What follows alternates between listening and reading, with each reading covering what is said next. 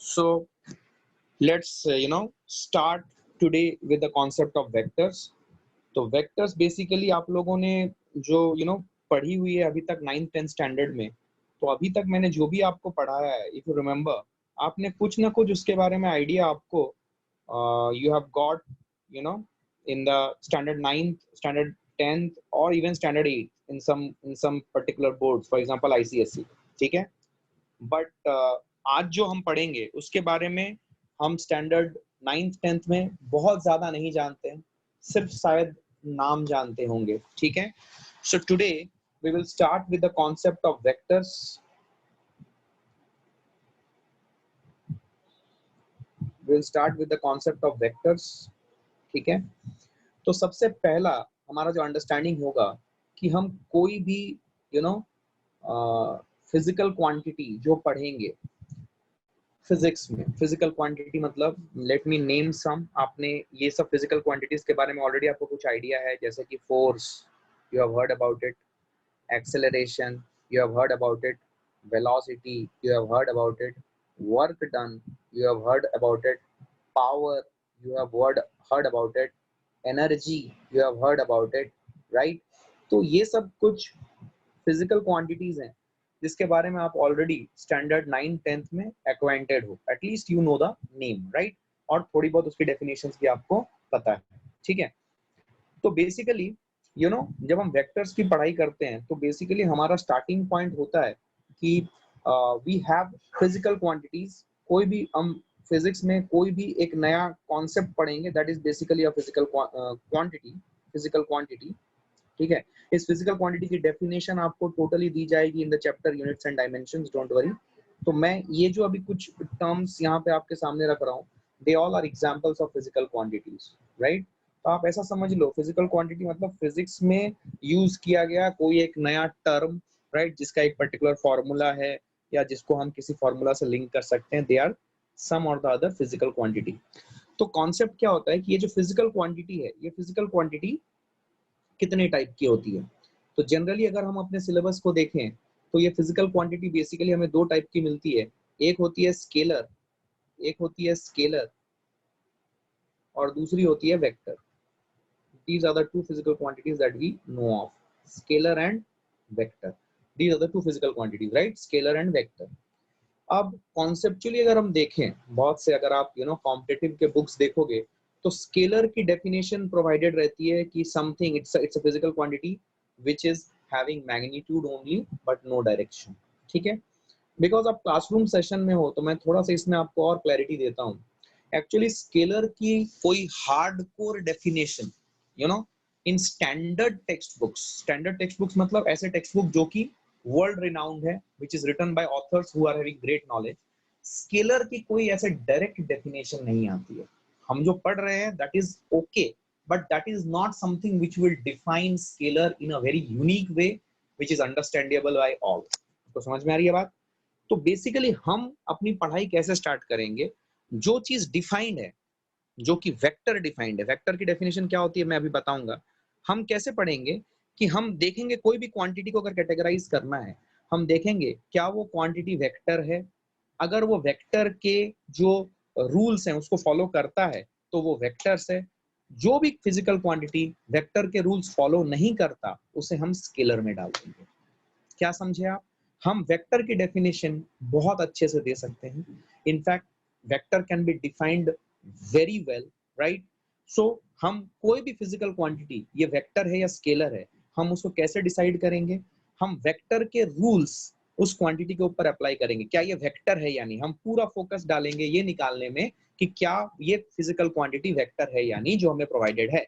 अगर वो वेक्टर के रूल्स फॉलो कर रही है तो वो वेक्टर है, और अगर वो वेक्टर के रूल्स फॉलो नहीं करती है तो वो स्केलर है। इस तरीके से हम स्केलर को या स्केलर में बाइफर्केशन करेंगे किसी भी फिजिकल क्वांटिटी का। अगर फिर से मैं बताता हूं, जैसे कि मैं आपको जो इसके साथ जो स्टडी मटेरियल देने वाला हूं कल या परसों तक, तो वो स्टडी मटेरियल में भी मैंने स्केलर की डेफिनेशन दी हुई है। बट बिकॉज आप क्लासरूम में हो तो मैं आपको एक बात और अच्छी बताता हूं कि स्केलर की हार्डकोर डेफिनेशन, स्टैंडर्ड डेफिनेशन कहीं पे भी अवेलेबल नहीं है। हम किसी भी क्वांटिटी को स्केलर है या नहीं ये कैसे डिसाइड करेंगे? हम देखेंगे क्या वो वेक्टर है। अगर वो वेक्टर के रूल्स फॉलो कर रहा है तो वो वेक्टर है, और अगर वो वेक्टर नहीं है तो हम उसे स्केलर बोल देंगे। Did you understand this? Good. चलिए, so let us now try to understand what is a vector. Vector किसे बोलते हैं? तो vectors are those physical quantities which are having both magnitude and direction. इसके पास एक मैग्नीट्यूड होती है एंड डायरेक्शन होती है, दोनों चीजें होती है वेक्टर्स के पास। And the second most important thing, they follow vector algebra. They follow they follow rules of vector addition or subtraction. They follow rules of vector algebra. अब ये वेक्टर अलजेब्रा क्या है, यही चीज हमको अभी इस चैप्टर में समझना है। एटलीस्ट कुछ चीजें जो फिजिक्स के एंगल से इंपॉर्टेंट है, हमें उसे तो मास्टरी करनी पड़ेगी। तो how would you define a vector? Vector are those quantities which are having magnitude and direction and they follow the rules of vector algebra. They follow the rules of vector algebra. When I say they follow the rules of vector algebra, what is the rule? What are the different rules of vector algebra? I will tell you. We will know about it, right? तो इस तरीके से हम vector को uniquely define कर सकते हैं। तो कोई भी फिजिकल क्वांटिटी को हम टेस्ट करेंगे इन दो यार्डस्टिक्स में। क्या उसके पास मैग्नीट्यूड और डायरेक्शन दोनों है, और दूसरा क्या वो vector addition, vector multiplication, vector subtraction, क्या ये सब रूल्स फॉलो करता है। अगर ये दोनों कंडीशंस या यार्डस्टिक्स फॉलो होते हैं, then we will call that particular physical quantity as a vector. If it is not following both of them or either one of them, then we will call that physical quantity as a scalar. I hope you got this, right? सब लोग छोटा छोटा अपना notes लेते चलें, so that you know we all are in sync. और किसी को अगर कोई भी डाउट होता है तो please keep that doubt with you and ask me at the end of this class, and I will be more than happy to help you out there. ठीक है, चलिए। So vectors, this is having magnitude and direction and they follow rules of vector algebra, right? अच्छा, अब आते हैं कि जैसे मैं एक क्वांटिटी बोलता हूँ, फिजिकल क्वांटिटी, जैसे फॉर एग्जांपल अगर आपसे कोई पूछे कि वेक्टर क्या होता है, let's take an understanding of this. अगर आपसे पूछे कि how you will reach for example railway station from Osmanpura, तो आपको दो चीजें बतानी पड़ेंगी। पहला, ओस्मानपुरा से रेलवे स्टेशन की दूरी कितनी है, दैट इज डिस्टेंस कितनी है, प्लस आपको ये भी बताना पड़ेगा कि आपको जाना कैसे है, कितना लेफ्ट लेना पड़ेगा, कितने राइट लेने पड़ेंगे, कहाँ से टर्न मारना पड़ेगा। ये सब चीजें आपको बताई जानी चाहिए, तभी आप ओस्मानपुरा से रेलवे स्टेशन पहुंच पाओगे। फिर से मैं बोलता हूँ, suppose if somebody asks you an address of the railway station suppose, तो अगर आपको ओस्मानपुरा से रेलवे स्टेशन पहुंचना है तो आप किस तरीके से पहुंचोगे, that is the question. So how would you reach? तो पहुंचने के लिए आपको दो चीजें पता होनी चाहिए कि कितनी डिस्टेंस है, प्लस आपको किस डायरेक्शन में टर्न मारनी पड़ेगी। तो जनरली अगर आपने रोड्स में देखे होंगे, एरोज डायरेक्टेड रहते हैं कि इस तरफ जाओ, इतने किलोमीटर जाओ, फिर लेफ्ट तरफ टर्न लो, तो एरोज डायरेक्टेड होते हैं। तो कुछ वही कॉन्सेप्ट हम फॉलो करेंगे वेक्टर के रिप्रेजेंटेशन में, कुछ वही कॉन्सेप्ट हम फॉलो करेंगे वेक्टर्स के रिप्रेजेंटेशन में। तो वेक्टर जो है वो कैसे रिप्रेजेंट होगा, ध्यान से देखिएगा। वेक्टर का रिप्रेजेंटेशन, वेक्टर कैसे रिप्रेजेंट होगा, vector representation. So how we will represent a vector? तो वेक्टर को रिप्रेजेंट करने का सिंपल तरीका है एरो। उस एरो का एक हेड होता है और एक टेल होता है, ठीक है। उस एरो का एक हेड होता है और एक टेल होता है, और इस एरो की एक लेंथ होती है। तो ये जो एरो की लेंथ है, दिस एरो की length will tell us the magnitude of a vector. क्योंकि अगर हम वेक्टर की बात कर रहे हैं तो वेक्टर में दो चीजें हैं, क्या क्या? एक है मैग्नीट्यूड, एक है मैग्नीट्यूड और दूसरा है डायरेक्शन। तो ये दो चीजें हैं वेक्टर में, तो इसका रिप्रेजेंटेशन में इन दोनों चीजों का ख्याल रखना पड़ेगा। तो जो एरो की लेंथ है that will represent what, magnitude, और एरो की direction that will represent the direction of the vector. Now the question comes, what is the direction of this arrow? So the direction of the arrow is from tail to head of the arrow. It is from tail to head of the arrow. एकदम सब चीजें बता रहा हूं मैं, एकदम basic है, इससे बेसिक कुछ भी नहीं है, तो ध्यान से सुनिएगा।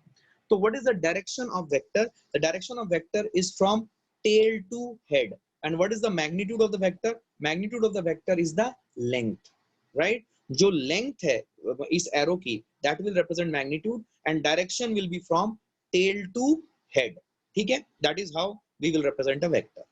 अब बेसिकली आपने देखा होगा, जो ज्योग्राफी के मैप्स आपने देखे होंगे, वहां पे बेसिकली इस टाइप का स्केल दिया रहता है कि 1 centimetre in map mean suppose 100 kilometre, something like this.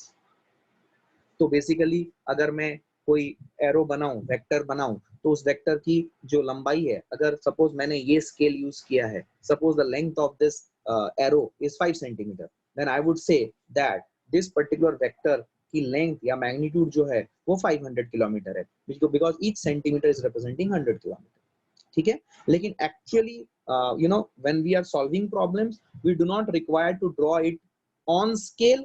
तो बेसिकली कौन सा वेक्टर बड़ा है, कौन सा वेक्टर छोटा है, ये हम बेसिकली रिप्रेजेंट करते हैं by just drawing two different lengths of the arrow.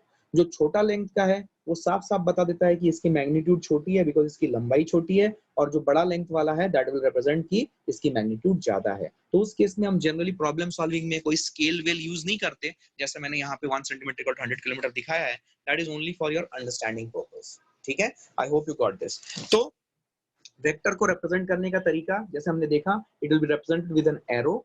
Arrow की एक हेड होगी और एक टेल होगी। जो लेंथ होगा इस वेक्टर का दैट विल रिप्रेजेंट मैग्नीट्यूड, और टेल टू हेड की जो डायरेक्शन होगी that will represent the direction of this vector, ठीक? I hope you got this. चलिए आगे बढ़ते हैं। अब वेक्टर को रिप्रेजेंट कैसे करते हैं, ये वेक्टर का ग्राफिकल रिप्रेजेंटेशन था। तो अब हम बात करेंगे वेक्टर का mathematical representation. What we will talk about? We will talk about mathematical representation, vector का मैथ रिप्रेजेंटेशन या मैथमेटिकल रिप्रेजेंटेशन के बारे में अभी हम पढ़ेंगे। तो मैथमेटिकल रिप्रेजेंटेशन वेक्टर का क्या होगा? तो वेक्टर जनरली जो रिप्रेजेंट होता है, ये इधर सिंगल लेटर से होता है या डबल लेटर से होता है। सिंगल लेटर का अगर एग्जांपल ले, सपोज इफ आई से ए, और ए के ऊपर मैंने एक ऐसा एरो दे दिया, that means it is representing a vector. या फिर it will be represented by suppose 2 letter मैंने ले लिए और 2 लेटर के ऊपर मैंने एरो लगा दिए। तो बेसिकली जो वेक्टर होगा it will be represented either by a single letter और बाय 2 लेटर्स कॉम्बिनेशन। लेकिन वो अगर वेक्टर है तो उन लेटर्स के ऊपर आपको एरो देना अनिवार्य है। You have to essentially put an arrow to differentiate that this is a vector. I hope you got this. तो जैसे कि फॉर एग्जांपल लास्ट वाले स्लाइड में अगर आप ध्यान से देखोगे, तो लास्ट वाले स्लाइड में देखो ये हेड है और ये टेल है। Suppose if I right here, इस पॉइंट को हेड और टेल, इस पॉइंट को मैं रिप्रेजेंट करता हूँ, सपोज इस पॉइंट को मैं P बोलता हूँ और इस पॉइंट को मैं Q बोलता हूँ। तो मैं इस वेक्टर को कैसे लिखूंगा? इस वेक्टर को मैं लिखूंगा PQ। ध्यान से सुनिएगा, PQ, ठीक है? तो PQ अगर मैं लिख रहा हूं, ठीक है, सॉरी मैंने गड़बड़ कर दी, जस्ट इसको मैं लिखूंगा QP, और ध्यान से देखना इस एरो को। इस एरो का जो हेड है, हेड के नीचे वही लेटर होना चाहिए जो मैंने एरो में रिप्रेजेंट किया है। हेड के नीचे, या हेड किस लेटर से रिप्रेजेंट हो रहा है? P, एंड टेल किस लेटर से रिप्रेजेंट हो रहा है? Q। तो QP मैं लिखूंगा इसे, QP वेक्टर। क्या मेरी बात समझ में आ रही है? Let me explain to you this more clearly in this particular. Suppose मैं आपके सामने एक एरो ऐसे रखता हूं, ठीक है? Suppose this is X and this is Y and this is the tail. तो इस वेक्टर को मैं अगर 2 लेटर रिप्रेजेंटेशन में लिखूं तो मैं कैसे लिखूंगा? ध्यान से देखना, how I would write this. I would write this as XY। समझने वाली बात यह है कि जो एरो की साइन है या एरो की जो डायरेक्शन है, वो हमेशा, कोई भी वेक्टर ले लो, एरो की डायरेक्शन हमेशा इस तरीके से ही रिप्रेजेंट होगी। उसकी टेल जो होगी वो हमेशा लेफ्ट हैंड साइड में होगी, और जो हेड होगी वो हमेशा राइट हैंड साइड में होगी, ऑलवेज, राइट? अब आप उसके नीचे के लेटर्स को अकॉर्डिंगली रीअरेंज करोगे सो दैट हेड के नीचे वो लेटर आ जाए जो हेड के साथ में रिप्रेजेंटेड है या हेड को रिप्रेजेंट कर रहा है, और टेल के नीचे वो लेटर आ जाए जो टेल को रिप्रेजेंट कर रहा है। So this is how you will write it. क्या मेरी बात समझ में आई है? आई होप यू गॉट दिस, ठीक है? अब इस वेक्टर को, XY वेक्टर को मान लो मैंने एक और नाम दिया a, this vector suppose it is represented by a, then I will write it as a vector, means ये जो xy वेक्टर है इसको मैंने सिंगल लेटर से भी लिख सकता हूँ। सपोज a, मैंने इस वेक्टर को a एक इसका नाम दे दिया है, लेकिन अगर इसे वेक्टर लिखना होगा तो मैं कैसे लिखूंगा, a वेक्टर। तो जो xy वेक्टर है सेम एज a वेक्टर, अगर मैं इसे एक सिंगल लेटर से रिप्रेजेंट करना चाहूँ तो। आई hope you got this. So this is the vector का, ये जो अभी जो मैंने लिखा है ये वेक्टर का बेसिकली, अभी भी मैं ग्राफिकल रिप्रेजेंटेशन की बात कर रहा हूँ, मतलब लेकिन इन टर्म्स ऑफ लेटर्स मैं कैसे लिखूंगा, ए वेक्टर सिंगल लेटर से या दो लेटर से मैं इसे रिप्रेजेंट करूंगा। ठीक है, क्या मेरी बात समझ में आ रही है? अब देखो, ध्यान से देखना, फिर से मैं इसको रिपीट करता हूँ, these are very basic, so you should try to take down your notes, और मैं आपको इसके ऊपर कुछ रेलेवेंट मटेरियल भी भेजूंगा, ठीक है, so that you can make very good notes on this. Please try to create your own notes, because जो तुम लिखोगे एक बार वही तुम्हारे साथ हमेशा रहेगी गाइस, है ना। So you need to ensure that you are writing down all the things that you are learning, right, बहुत जरूरी है। ठीक है, आइए। सो अब अगर आप देखोगे ध्यान से, ये xy वेक्टर है, इस तरीके से लिखा, या a vector, we can write it like this. अब ध्यान से देखो, जैसा कि मैंने आपको बोला कि suppose if I have to say that you know what is the velocity, जैसे कि फॉर एग्जांपल वेलोसिटी आपने स्टैंडर्ड 9th में पढ़ा हुआ है, मैं एक फिजिकल क्वांटिटी ले रहा हूँ just to represent something. Suppose if I say velocity, आपको पता है कि velocity is an example of which quantity, it's an example of vector quantity. अगर ये वेक्टर क्वांटिटी है तो इसको लिखने का तरीका क्या हो जाएगा, ध्यान से देखें, वेक्टर क्वांटिटी है तो इसको लिखने का तरीका हो जाएगा 5, सपोज मैं एक वेलोसिटी लेता हूँ 5 मीटर पर second, it can be any number, I am just taking 5 metre पर सेकंड, 5 मीटर पर सेकंड नॉर्थ ईस्ट डायरेक्शन, ठीक है, 5 मीटर पर second north east direction. North east direction मतलब 45 डिग्री फ्रॉम ईस्ट और 45 डिग्री फ्रॉम नॉर्थ, ठीक है। तो अगर आप ध्यान से देखोगे, ये जो 5 मीटर पर सेकंड है, this part is representing the magnitude, and this north east, this part is representing the direction. Very basic, very fundamental. So कोई भी वेक्टर क्वांटिटी अगर होगा तो वेक्टर क्वांटिटी का एक मैग्नीट्यूड होगा और एक डायरेक्शन होगा, ये दोनों का कॉम्बिनेशन से ही आपकी वेक्टर कंप्लीटली डिफाइंड होगी। मतलब चलिए देखते हैं, suppose if I say there is there is some vector, suppose it is a vector,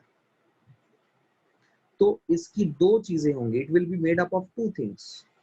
क्या क्या अभी हमने पढ़ा, एक आएगी मैग्नीट्यूड ऑफ दिस वेक्टर और दूसरी आएगी डायरेक्शन ऑफ दिस वेक्टर। ये दोनों चीजों का कॉम्बिनेशन, और इनके बीच में क्या साइन आएगी बेटा जी, इनके बीच में साइन आएगा मल्टीप्लिकेशन। ये समझने लायक चीज है कि इनके बीच में जो साइन आएगी it has to be multiplication sign, very important. इसके बीच में प्लस या माइनस साइन मत डाल देना, दैट विल बी रॉन्ग। तो बेसिकली अगर मैं एक्सेलरेशन, अगर मैं ए vector, B vector, C vector, कुछ भी वेक्टर एक लेता हूँ, तो इसको रिप्रेजेंट करना है तो मेरे पास दो चीजें होनी चाहिए, उस वेक्टर की मैग्नीट्यूड और दूसरा उस वेक्टर की डायरेक्शन। ये दोनों चीजें अगर रिप्रेजेंटेड है properly, then only I will be able to represent a vector very correctly, very accurately, else I will not be able to represent a vector। अब समझ में आना चाहिए कि ये जो दो कंपोनेंट है मैग्नीट्यूड एंड डायरेक्शन, इन दोनों के बीच में क्या साइन आएगा। ये जो दो कंपोनेंट है मैग्नीट्यूड डायरेक्शन, इन दोनों के बीच में क्या साइन आएगा, इन दोनों के बीच में मल्टीप्लिकेशन साइन आएगा। इसका मतलब magnitude direction should be multiplied with each other to get the total vector. क्या मेरी बात समझ में आई है? I hope you all understood this. Please take 1 minute time to review and recap whatever we have done. Take 1 minute time. कोई दिक्कत नहीं है, 1 मिनट का समय लो। ठीक है, चलिए आगे बढ़े।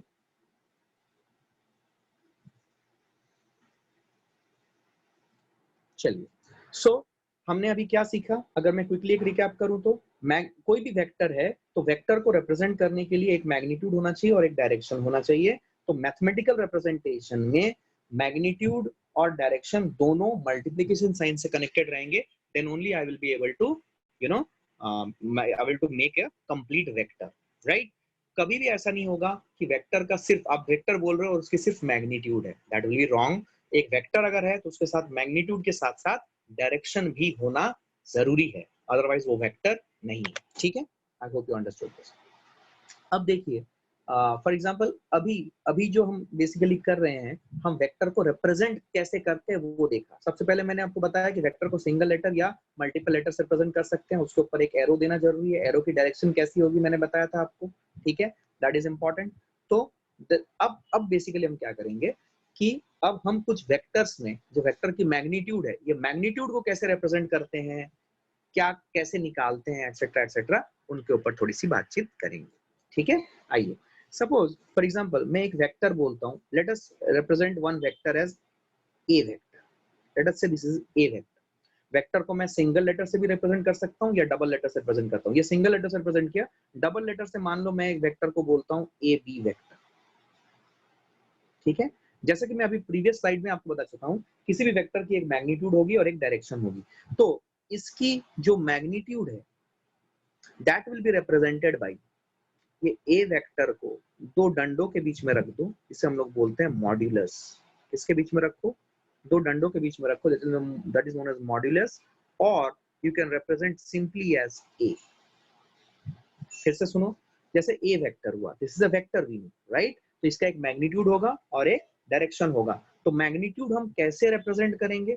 Magnitude will be represented bye A vector को दो डंडों के बीच में रख दो। आपको दिख रहा है यहाँ पे दो वर्टिकल डंडे, तो दो डंडों के बीच में इस वेक्टर को रख दो, दैट विल बी मैग्नीट्यूड। और इसको क्या लिख सकते हैं? सिंपली एरो हटा दो, तो that will represent the magnitude. आपको समझ में आई बात? और सेकंड पार्ट है इसका डायरेक्शन। डायरेक्शन लिखने का तरीका, direction will be represented in this particular form. इसे हम लोग रीड करते हैं ए कैप। ये नया चीज है आपके लिए, ए कैप, इसे रीड करते हैं हम ए कैप से। तो किसी भी वेक्टर का अगर मुझे मैग्नीट्यूड लिखना होगा, क्या उस वेक्टर को हम दो डंडों के बीच में रख देंगे या फिर एरो हटा देंगे और सिर्फ वो सिंगल लेटर या डबल लेटर लिख देंगे, दैट विल रिप्रेजेंट मैग्नीट्यूड। और डायरेक्शन लिखने का तरीका सिंपली क्या होगा? डायरेक्शन लिखने का तरीका होगा वो वेक्टर हटा के उसकी जगह पे कैप डाल दो और उसे रीड करते करेंगे वो लेटर कैप। ये लेटर कुछ भी हो सकता है, A B C D, any letter से हम रिप्रेजेंट कर सकते हैं वेक्टर को, राइट? तो वो letter cap, that will represent the direction. I hope you got this. अभी देखिए ध्यान से, यही कॉन्सेप्ट आप यूज करें अपने कॉपी में, बहुत सिंपल है। ए बी वेक्टर, तो ए बी वेक्टर का मैग्नीट्यूड हम कैसे रिप्रेजेंट करेंगे? We will represent it in this particular fashion. A B, ये वेक्टर, इसको हम दो डंडों के बीच में रखेंगे और we will say it as A B simply. I hope you got this. और इसका जो डायरेक्शन है, इसका डायरेक्शन हम कैसे रिप्रेजेंट करेंगे? इसका डायरेक्शन हम रिप्रेजेंट करेंगे ए बी कैप से, and we will read it as A B cap. I hope you got this. Similarly आपको बताने की जरूरत नहीं है, यू हैव गॉट इट।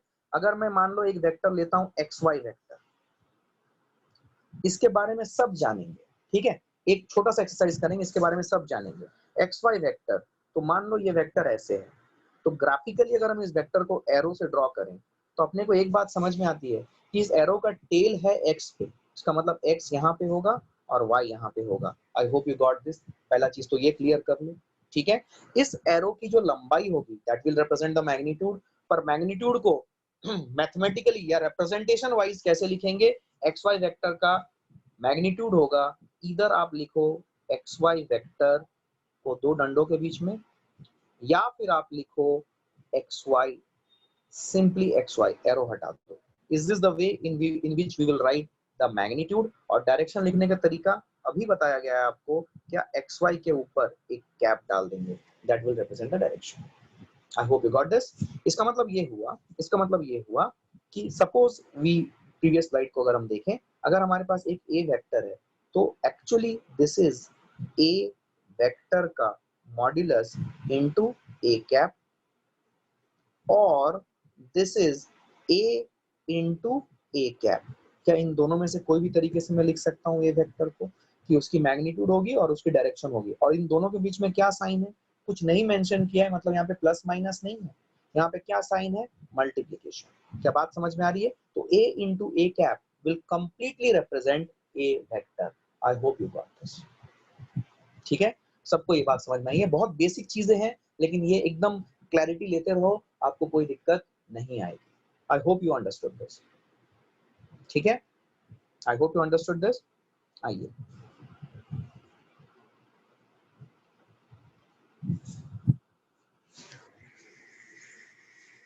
ठीक है, अभी हम कुछ कुछ स्पेशल वेक्टर्स के बारे में जानेंगे। ये तो हमने वेक्टर के मैग्नीट्यूड कैसे क्या होता है, कैसे रिप्रेजेंट करते हैं, डायरेक्शन क्या होता है, we understood. Now let us try to understand some properties of vectors now. Some important properties, some properties of vectors we will study. These are some of the important properties that we are going to study. So आपको ध्यान देना पड़ेगा। Some properties of vector. पहला देखिए, vector is unchanged, मैं इसको short form में लिख रहा हूं, वेक्टर अनचेंज्ड होता है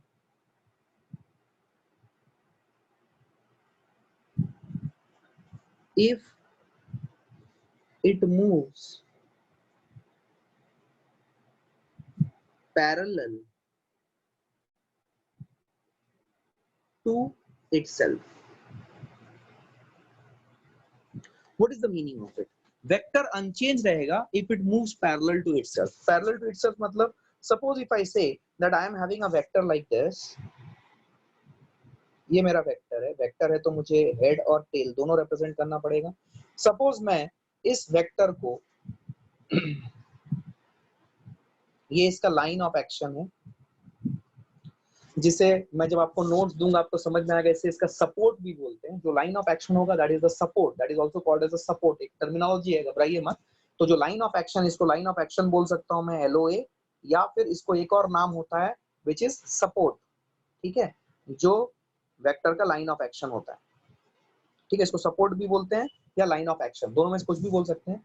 अगर मैं इस वेक्टर को इस लाइन ऑफ एक्शन के अलोंग मूव करूं या फिर इसके पैरेलल में किसी भी लाइन पे मूव कर दूं तो वेक्टर चेंज नहीं होता है, तो वेक्टर इज अनचेंज्ड। मान लो मैंने वेक्टर को यहाँ पे मूव कराया,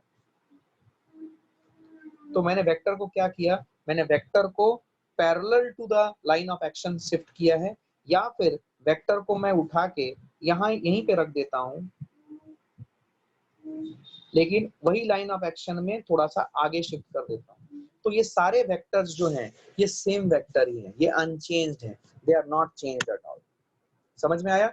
दे आर अनचेंज्ड वेक्टर्स। तो अगर मैं वेक्टर को उसी के लाइन ऑफ एक्शन में मूव करूं या उसके पैरेलल किसी लाइन में मूव करूं तो वेक्टर में कोई चेंज नहीं आएगा। इसके पीछे का लॉजिक ये है कि वेक्टर की, देखिए ध्यान से सुनिएगा, लेकिन जब मैं एक और इंपॉर्टेंट बात, वेक्टर को अगर मैं उसी के लाइन ऑफ एक्शन में मूव करूं या उसके पैरेलल लाइन में शिफ्ट कर दूं तो वेक्टर में कोई चेंज नहीं आएगा, बशर्ते हमने वेक्टर की जो लंबाई है, जो एरो की लंबाई है, उसे चेंज नहीं की है। ध्यान से सुनना, उसे चेंज नहीं की है, बहुत इंपॉर्टेंट है। क्योंकि देखिए हमने प्रीवियस स्लाइड्स में पढ़ा हुआ है, अगर आपको याद होगा, एक वेक्टर की एक मैग्नीट्यूड होती है और एक डायरेक्शन होती है। ठीक है, तो अगर मैं किसी वेक्टर को उसके लाइन ऑफ एक्शन के अलोंग मूव कर रहा हूं, ठीक है, और वेक्टर की लंबाई को चेंज नहीं कर रहा हूं, तो मैंने अगर वेक्टर की लंबाई को चेंज नहीं किया या एरो की लंबाई को चेंज नहीं किया, that means I am not doing any change on the magnitude. और बिकॉज मैं उसी लाइन ऑफ एक्शन के अलोंग मूव कर रहा हूं तो टेल टू हेड की डायरेक्शन भी कांस्टेंट है, वो चेंज नहीं हो रही है। अगर मैं वेक्टर को किसी दूसरे line which is parallel to the line of action हो उस पर शिफ्ट करता हूं और मैं ये बात का ध्यान रखता हूं कि टेल से हेड के बीच की जो दूरी है, मतलब लेंथ ऑफ द एरो है, वो चेंज नहीं हो रही है, प्लस आपकी टेल टू हेड की डायरेक्शन भी नहीं चेंज हो रही है, तो उस केस में भी मेरा वेक्टर अनचेंज्ड रहेगा। क्या मेरी बात समझ में आई है?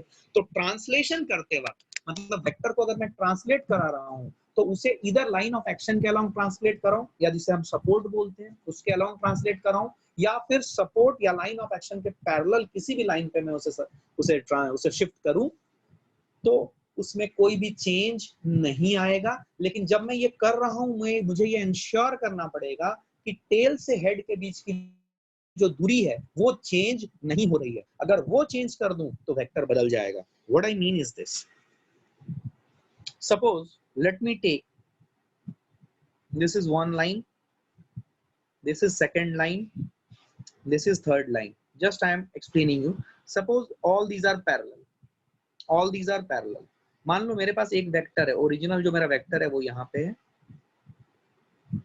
ठीक है। मैं इस वेक्टर को कहीं पे भी मूव करा सकता हूँ। Suppose I move it here, ऐसे I can move it here, I can move it here, ठीक है। मैं देखो ध्यान से, सपोज मैं आपको बोलता हूं कि इसकी जो एरो की लंबाई थी, सपोज इट वाज 5 सेंटीमीटर, यहाँ पे भी एरो की लंबाई 5 सेंटीमीटर है, यहाँ पे भी 5 सेंटीमीटर है, लेकिन इस जगह पे 6 सेंटीमीटर हो गई। तो अगर हम ध्यान से देखेंगे, ये वाली वेक्टर, ये वाली वेक्टर और ये वाली वेक्टर, ये तीन वेक्टर जो मैंने अभी दिखाया है, क्या ये तीनों वेक्टर इक्वल है या सेम है या अनचेंज नहीं है?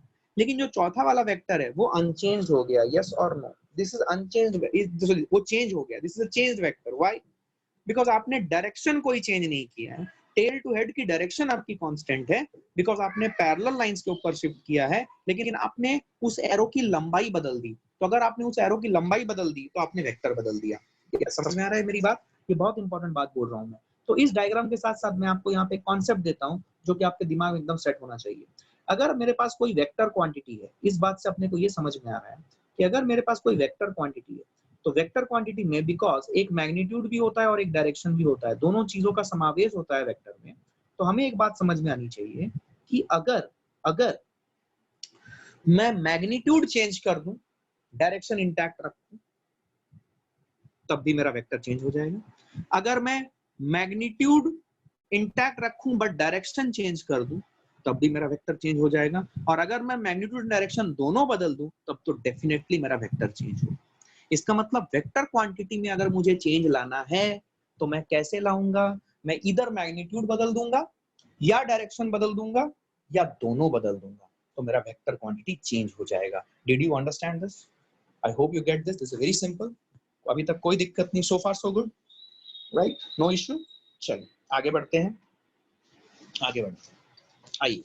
सो अब जो दूसरा रूल है, जो पहला रूल मैंने बताया था कि वेक्टर अनचेंज होगा if it is moved along the line of action or in some parallel lines to the line of action or support that we know of, तो आपका वेक्टर अनचेंज रहेगा। लेकिन ये चेंज करते वक्त हमें इंश्योर करना पड़ेगा कि टेल से हेड के डायरेक्शन, टेल से हेड के बीच की जो दूरी है, दूरी, distance, that does not change. अगर वो चेंज हो जाएगा तो वेक्टर चेंज हो जाएगा। उसी से हमने एक बहुत इंपॉर्टेंट बात सीखी कि कोई भी वेक्टर क्वांटिटी है और उस वेक्टर क्वांटिटी को अगर हमें चेंज करना है तो हम क्या क्या चेंज कर सकते हैं? हम मैग्नीट्यूड चेंज कर देंगे, डायरेक्शन इंटैक्ट रखेंगे तो वेक्टर बदल गया। हम डायरेक्शन चेंज कर देंगे, मैग्नीट्यूड इंटैक्ट रखेंगे, तब वेक्टर बदल गया। और अगर हम दोनों को चेंज कर दे तब भी वेक्टर बदल गया। क्या क्लैरिटी है ये? क्या ये क्लैरिटी है ये? ठीक है। अब आप याद करो, मैं एक छोटा सा एग्जांपल देना चाहता हूँ, आपको मजा आएगा। देखो, आपने स्टैंडर्ड 9th में एक कॉन्सेप्ट पढ़ा हुआ था कि जब हम सर्कुलर मोशन करते हैं, तो सर्कुलर मोशन जब करते हैं, मान लो एक स्टोन सर्कुलर मोशन कर रहा है और ये स्टोन के सेंटर पे एक स्ट्रिंग से कनेक्टेड है। तो जब ये स्टोन घूम रहा है तो तुम देखोगे कि ये जो इसकी जो वेलोसिटी है, इसकी वेलोसिटी की जो डायरेक्शन होती है, ये हमेशा टेंजेंशियल होती है, tangential to the circular path. तो तुम देखो यहाँ पे, अगर हम यूनिफॉर्म, मतलब मैंने अपने हाथ में एक स्टोन बांधा और उसे हॉरिजॉन्टल प्लेन में घुमाया, तो तुम देखोगे कि ये जो वेलोसिटी वेक्टर है, ये इसको मैं वेलोसिटी वेक्टर 1 नाम देता हूँ, और ये जो वेलोसिटी वेक्टर है, ये वेलोसिटी वेक्टर 2 नाम देता हूँ। तुम देखोगे कि जब यूनिफॉर्म सर्कुलर मोशन करता हुआ स्ट्रिंग, याद करो स्टैंडर्ड 9th में तुमने पढ़ा हुआ यूनिफॉर्म सर्कुलर मोशन, मतलब मैं एक स्ट्रिंग को, एक पत्थर को स्ट्रिंग से बांध देता हूँ, जो स्ट्रिंग वाला एंड है वो अपने अपने हैंड में रखता हूँ और उसे एक हॉरिजॉन्टल प्लेन में घुमाता हूँ। तो अगर मैं हॉरिजॉन्टल प्लेन में घुमाऊं तो तुमको एक बात दिख रही होगी कि ये जो वेलोसिटी की डायरेक्शन है, ये हर मोमेंट पे चेंज हो रही है। Are you seeing it? अगर मैं इस पॉइंट में देखूं तो वेलोसिटी की डायरेक्शन इधर हो जाएगी, लेकिन बिकॉज ये यूनिफॉर्म सर्कुलर मोशन कर रहा है, तो इस velocity being a vector quantity, it is made up of two parts, one is magnitude and other is direction. देखो ये सब चीजें तुम्हें समझनी है। अभी तुमने जो भी चीज पढ़ा हुआ है स्टैंडर्ड 9th में, अब उसे जस्टिफाई करना है with logic and reasoning and maths, and that's why you are studying vectors. तो एक मैग्नीट्यूड होती है, एक डायरेक्शन होती है। अगर मैं यूनिफॉर्म सर्कुलर मोशन कर रहा हूं, तुम सबने यूनिफॉर्म सर्कुलर मोशन किया हुआ है, तो इसलिए तुम इस चीज को लिंक कर पाओगे। अगर तुम यूनिफॉर्म सर्कुलर मोशन करते हो तो तुम्हें पता है कि यूनिफॉर्म सर्कुलर मोशन में जो मैग्नीट्यूड ऑफ वेलोसिटी होती है वो कांस्टेंट होती है। मैग्नीट्यूड ऑफ वेलोसिटी याद रखना। अब तुम्हें और ज्यादा स्पेसिफिक होना पड़ेगा, तो मैग्नीट्यूड ऑफ वेलोसिटी जो है वो कांस्टेंट है, लेकिन जो डायरेक्शन ऑफ वेलोसिटी है क्या वो बदल रही है? Is it changing? I hope you got it. Is it changing? Yes, it is changing. So if it is changing, so आपकी वेक्टर, क्या वेक्टर बदल जाएगी? क्योंकि vector is a combination of both magnitude and direction. दोनों में से कोई भी एक बदल गया तो क्या आपकी वेक्टर बदल गई? मतलब आपकी वेलोसिटी बदल गई. And velocity, that's why velocity is a vector quantity we know. तो वेलोसिटी बदल गई. इसीलिए याद करना, आपको अगर याद होगा स्टैंडर्ड 9 का डेफिनेशन मैं पढ़ाऊंगा अभी, याद करो. हम बोलते थे ना कि जब एक स्टोन यूनिफॉर्म सर्कुलर मोशन करता है और हॉरिजॉन्टल प्लेन में एक सर्कुलर पाथ में घूमता है, yes yes, centripetal force. Good good good, keep it in your mind. Now I am not talking about force बेटा जी, I am just talking about velocities and acceleration. देखो ध्यान से, अगर तुम्हें याद होगा जब तुम यूनिफॉर्म सर्कुलर मोशन करते थे, कि कोई भी स्टोन एक हॉरिजॉन्टल सर्कल में यूनिफॉर्म सर्कुलर मोशन कर रही है, तो हम बोलते थे ना कि इट इज हैविंग एक्सेलरेशन. और अभी जो बच्चे ने बोला सेंट्रीपिटल फोर्स, तो वो एक्सेलरेशन होता है सेंट्रीपिटल एक्सेलरेशन, जिसके कारण सेंट्रीपिटल फोर्स आती है. तो सेंट्रीपिटल एक्सेलरेशन जो आ रही है ना, ये एक्सेलरेशन क्यों आ रही है? क्योंकि वेलोसिटी बदल रही है. Are you understanding? क्योंकि एक्सेलरेशन को कैसे डिफाइन करते हो आप? Rate of change of velocity. भूल गए आप? 9th में पढ़ा था, याद करो. Rate of change of velocity, is it acceleration? इसका मतलब अगर वेलोसिटी चेंज हो रही है किसी भी दो जगहों के बीच में, या किसी भी दो टाइम स्टैम्प के बीच में, अगर वेलोसिटी चेंज हो रही है तो क्या इनफैक्ट क्या हम बोल सकते हैं कि बॉडी इज हैविंग एक्सेलरेशन. यहाँ पे अगर आप फॉर एग्जांपल इस पॉइंट का नामकरण कर दो ए और इस पॉइंट का नामकरण कर दो बी, क्या आपको लगता है कि ए और बी के बीच में कुछ टाइम स्पैन होगा जो लगा होगा? और इस टाइम स्पैन में, मतलब ए से बी को पहुंचने में, ए से बी तक पहुंचने में स्टोन को थोड़ा समय लगा होगा. उस समय में क्या आपकी वेलोसिटी वेक्टर चेंज हो गई है? तो rate of change of velocity is acceleration. Velocity change हो गई है. यस. क्या स्पीड चेंज हुई? क्या स्पीड चेंज हुई या वेलोसिटी चेंज हुई? Yes, good. स्पीड चेंज नहीं हुई. क्या चेंज हुई? Velocity. I hope you got this. I hope you got this, right? आपको समझ आ रहा है? You all are in sync with me, you all are understanding, right guys? You are all understanding? और आप सब लोग सिंक में हो मेरे साथ अभी तक मैंने जो भी बोला है, ठीक है? Good good. आइए, चलिए, ये देखिए. So we understood one very important thing. तो मैं आपको लास्ट स्लाइड में ले जाऊंगा जो मैं बता रहा था आपको, विच वाज दिस. ध्यान से देखिएगा. So I was telling you that vector is having both magnitude direction. और अगर मुझे वेक्टर को चेंज करना हो तो मैं मैग्नीट्यूड बदल दूं या डायरेक्शन बदल दूं या दोनों बदल दूं तो वेक्टर बदल जाएगा, ठीक है? और इससे पहले मैं आपको जो रूल नंबर 1 बता रहा था, वो रूल नंबर 1 यहाँ था. सम प्रॉपर्टीज या रूल्स जो थे कि वेक्टर अनचेंज होगा if it moves parallel to itself along the line of action or in a parallel line to the line of action, right? अब हम इस चीज को थोड़ा सा और आगे लेके चलते हैं. आइए देखिए, जो सेकंड प्रॉपर्टी है वेक्टर्स की वो ये है कि वेक्टर्स अनचेंज्ड रहेगा. Vectors will B unchanged. कोई भी वेक्टर हो वो अनचेंज होगा if it rotates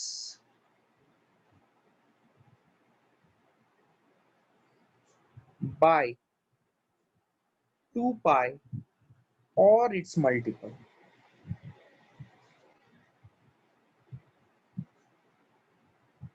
If it rotates by 2 pi or its multiple, मतलब देखिए ध्यान से, सपोज एक वेक्टर है इधर, ठीक है?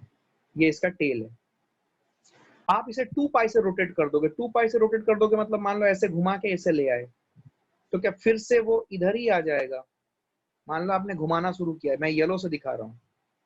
जब आपने घुमाना शुरू किया, ब्लैक कलर इनिशियल पोजीशन था, घूम रहा है घूम रहा है घूम रहा है घूम रहा है, क्या फाइनली वो ऐसे ही हो जाएगा अगर 2 पाई से घूम गया तो? और 2 पाई का मल्टीपल अगर हम लेते हैं 4 पाई 6 पाई 8 पाई व्हाटएवर इट इज, तो क्या इस वेक्टर को घूम के क्या उसकी पोजीशन वही हो जाएगी जो ब्लैक कलर्ड की initial position of the vector थी? तो इसका मतलब ये हुआ कि अगर हम वेक्टर को रोटेट करा रहे हैं और 2 पाई या 2 पाई के मल्टीपल से रोटेट करा रहे हैं तो वेक्टर में कोई बदलाव नहीं आएगा. Are you understanding? So if we are rotating the vector by 2 pi or its multiple, then there will be no change in the in the vector and the vector will remain the same. क्या बात समझ में आ रही है? तो इसका मतलब ये हुआ सर कि अगर हम घुमाएं किसी और एंगल से तो वेक्टर बदल जाएगा। यस, तो वेक्टर बदल जाएगा। Are you understanding? तो वेक्टर बदल जाएगा। क्या क्लैरिटी है? ये प्लीज अच्छे से समझिएगा। कोई भी दिक्कत हो तो मुझे बोलिएगा and please note down your questions and you can reach out to me if you have any doubts. तो इसका मतलब ये हुआ, ध्यान से सुनिएगा, इसका मतलब ये हुआ कि सपोज मेरे पास वेक्टर थी ओरिजिनली ऐसे, ये देखो ये वेक्टर थी। सपोज मैंने इस वेक्टर को रोटेट कराया with some angle theta and this angle theta is not multiple of 2 pi or it's 2 pi, right? 2 pi भी नहीं है और 2 pi का मल्टीपल भी नहीं। तो क्या अगर मैं इस वेक्टर को a बोलता, a वेक्टर एक लेटर से रिप्रेजेंट कर रहा हूं, तो ये जो मेरा वेक्टर हो जाता अभी नए पोजीशन पे, ये vector, this vector is some b vector suppose, and we know that b vector is not equal to a vector, they are not same. B और ए वेक्टर में अगर मैंने एरो की लंबाई नहीं बदली है तो आपको एक बात समझ में आ जाना चाहिए कि बी और ए वेक्टर की जो मैग्नीट्यूड है ये दोनों सेम है। मतलब मैं ये लिख सकता हूं, अगर मैं बोलूं कि मैंने एरो की लंबाई चेंज नहीं की है तो मैं क्या बोल सकता हूं? A is equal to B, ये बोल सकता हूं क्या? Everybody please understand, this is the language which you need to master. अगर ये लैंग्वेज आप समझ रहे हो तो आपको कोई दिक्कत नहीं होगी। आपको याद आना चाहिए, मैंने आपको बोला था कि मैग्नीट्यूड लिखने के दो तरीके हैं, इधर उस वेक्टर को डंडों के बीच में डाल दो या एरो हटा दो। क्या मैं ऐसे लिख सकता हूँ a इक्वल टू बी? या फिर कोई बच्चा ऐसा भी बोल सकता है कि क्या सर ये गलत होगा क्या? बिल्कुल नहीं, ऐसे भी तुम लिख सकते हो। देखो ध्यान से, a वेक्टर को दो डंडों के बीच में रखो और b वेक्टर को दो डंडों के बीच में रखो, ये दोनों चीजें। तो इसका मतलब this thing and this thing they are same thing भाई। लिखने के अलग अलग तरीके हैं तो घबराने वाली बात नहीं। एक नया लैंग्वेज है जो सीख रहे हो तो ये छोटी छोटी बातें आपको इस लैंग्वेज के बारे में समझ में आनी चाहिए। तो वेक्टर्स, फिर से मैं बोल रहा हूँ कि vectors will be unchange if it rotates by 2 pi और इट्स मल्टीपल। ठीक है, 2 पाई या उसके मल्टीपल से अगर हम इसे रोटेट कराएं तो वेक्टर अनचेंज रहेगा, वेक्टर में कोई बदलाव नहीं आएगा। I hope you got this. ठीक है, आइए आगे बढ़े। Okay, so I have to create a new whiteboard altogether for you. Just a moment.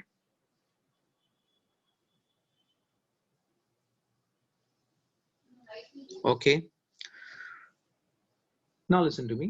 So अगर आप ध्यान से देखोगे अभी तो हमने वेक्टर की दो इंपॉर्टेंट प्रॉपर्टीज पढ़ी है। ठीक है, अब आप देखिए, अब हम बात करेंगे एक नए वेक्टर की जिसका नाम है यूनिट वेक्टर। क्या नाम है? Unit vector. आइए, so we will now study about unit vector. ये यूनिट वेक्टर क्या है इसके बारे में आप ऑलरेडी पढ़ चुके हो।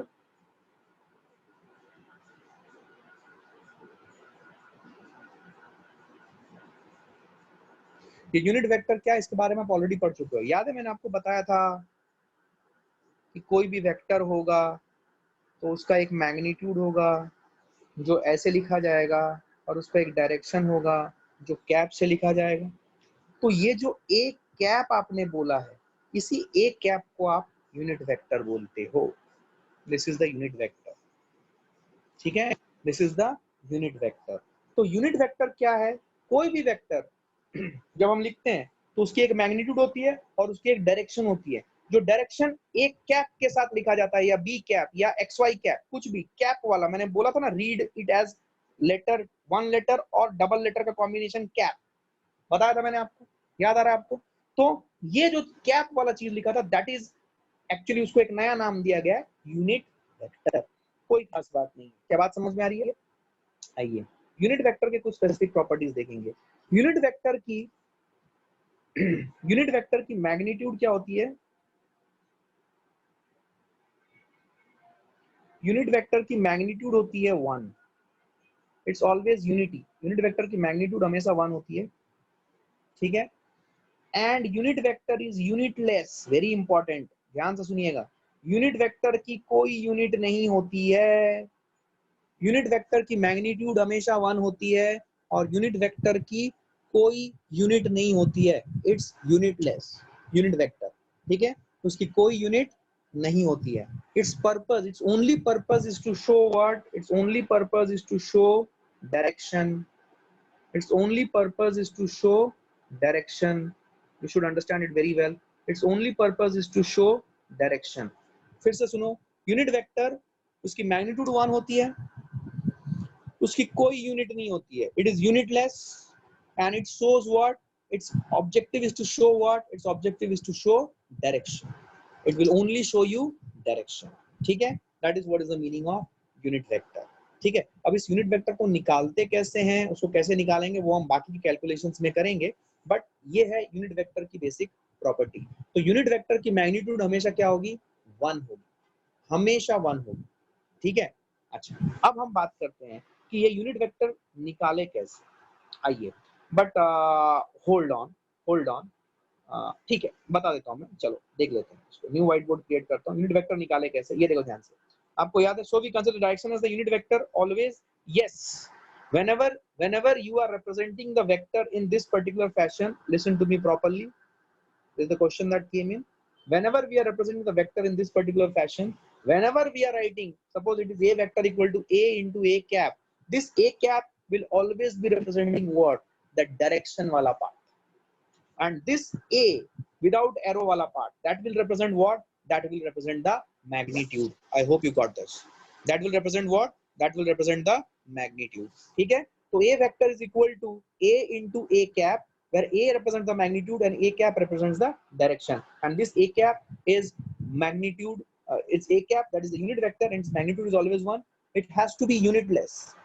इसका मतलब मान लो मेरे को किसी वेक्टर का, मैंने ए कैप निकाला, तो ए कैप के साथ कोई भी यूनिट अटैच नहीं होगी, mark what I am saying, कोई भी यूनिट अटैच नहीं होगी। अगर कभी यूनिट आ जा रहा है 1 मीटर पर second, is it unit vector? मैं बताना चाहिए एग्जांपल, कॉन्सेप्चुअल क्वेश्चन। सपोज मैं एक एग्जांपल ले रहा हूं, सपोज 1 मीटर पर सेकंड आ रहा है, क्या 1 मीटर पर second can it be unit vector?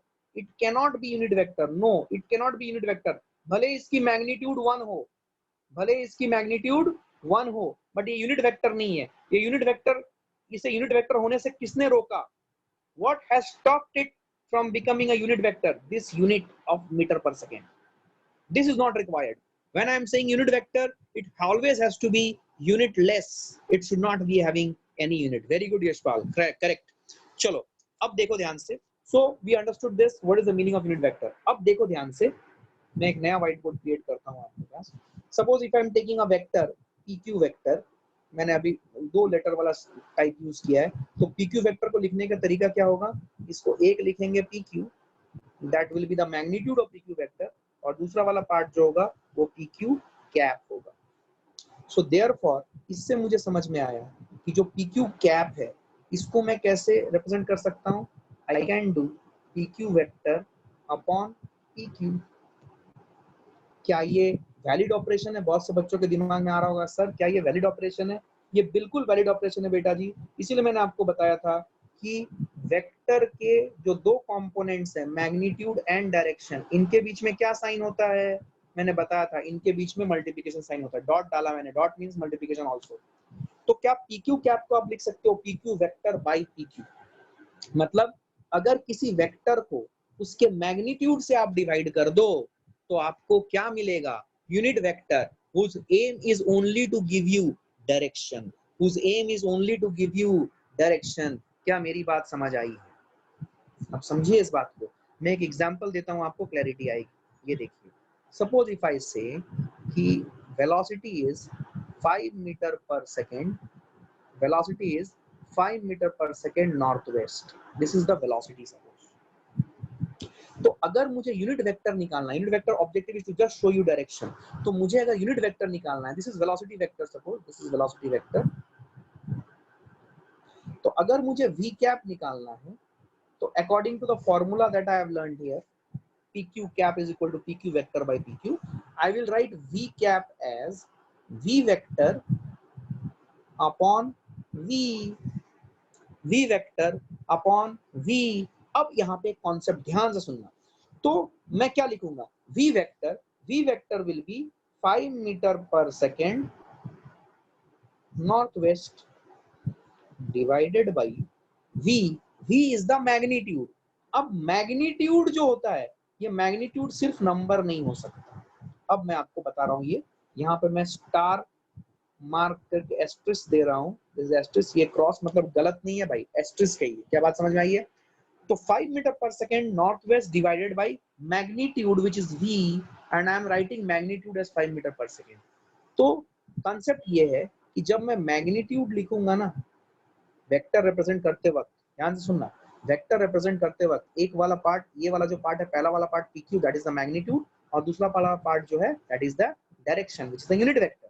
तो जब मैं मैग्नीट्यूड लिखूंगा, magnitude will be made up of two parts, one is the numerical value that is a number and other is the unit, very important, other is the unit। इसका मतलब magnitude में हमेशा दो चीजें बनी रहेगी। फॉर एग्जांपल देखो, क्या तुम्हें पता है, बेसिक बात है, क्या तुम्हें पता है कि force is a vector quantity और स्केलर क्वांटिटी? बोलो, फोर्स वेक्टर क्वांटिटी या स्केलर क्वांटिटी? फोर्स वेक्टर और scalar? You have to reply, come on, you just cannot keep quiet now। Force is a vector और scalar quantity? Very good. So force is a vector quantity. So if force is a vector quantity, suppose if I say a force of 10 Newton along northwest, force of 10 Newton along northwest, ठीक है? तो इसमें magnitude कितना है बोलो? Force of 10 Newton along northwest, magnitude कितना है? 10 Newton. Very good, very good. Don't say 10, don't say 10. That is what I wanted to tell you. Don't say 10. यही समझ है, यही कॉन्सेप्ट है। 10 बोलना गलत हो जाएगा, क्योंकि जब भी हम मैग्नीट्यूड की बात करेंगे किसी भी वेक्टर का, उसमें एक नंबर होगा और एक यूनिट होगा, और ये दोनों का कॉम्बिनेशन ही उस मैग्नीट्यूड के अंडरस्टैंडिंग को पूरी तरीके से क्लियर करता है। आई hope you got this, I hope you got this, ठीक है? So guys, I will stop here today, ठीक है? I will send across some material to you which will be relevant to the discussion that we had on the previous day, that's on Saturday, ठीक है? उसके relevant मैं एक material आपको भेजूंगा, around 4-5 pages का है, उसे एक बार देख लियो, और आपको वेक्टर का जो मटेरियल है वो मैं आपको within 1-2 days आपको प्रोवाइड करूंगा। डोंट वरी, उसके साथ मैं असाइनमेंट्स भी दूंगा आपको, तो आप वो असाइनमेंट्स करते रहना, ठीक है? Okay guys, thank you very much for your time. I hope you had a good understanding on this. आपको समझ आया?